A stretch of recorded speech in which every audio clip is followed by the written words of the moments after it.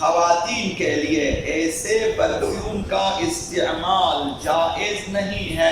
یعنی حرام ہے، جو نامحرموں کی توجہ کا باعث بنتا ہو۔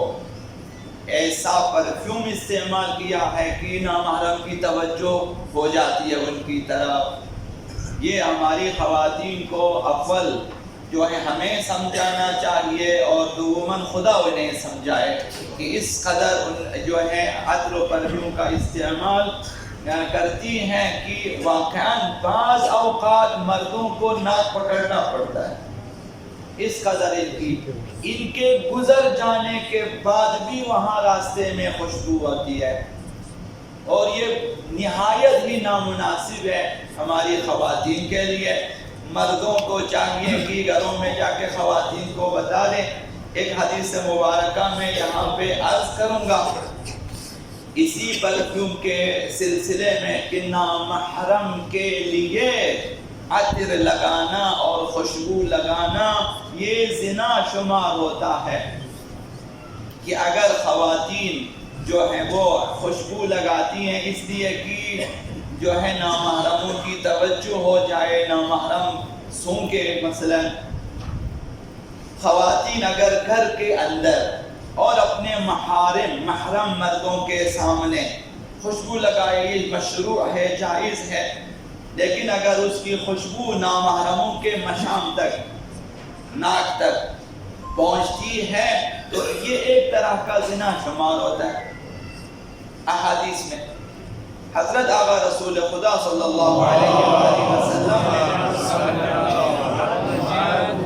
نے ارشاد فرمایا ایما امرأۃ استعطرت فمرت علی قوم، کوئی عورت عطر لگائے اور لوگوں کے پاس سے گزرے، لیجدوا من ریحہا، تاکہ وہ لوگ اس کی خوشبو سونکھے، تو پھر فہی زانیۃ، وہ خاتون زانیہ شمار ہوتی ہے، یعنی گناہ زنا اس کی گردن پر ہے۔ دوسری حدیث میں پیغمبر اسلام نے فرمایا ای امرأۃ تطیبت ثم خرجت من بیتہا، کوئی خاتون گھر میں عطر استعمال کرے، لگائے، خوشبو لگائے، اور پھر گھر سے نکل جائے جہاں نامحرم وغیرہ ہے، نکل جائے، فہی تلعن، وہ شخص لعنت خدا میں، وہ خاتون لعنت خدا میں گرفتار رہتی ہے، حتی ترجع الی بیتہا، ان کی واپس اپنے گھر آ جائے۔ گھر سے نکلنے پر لعنت برستی ہے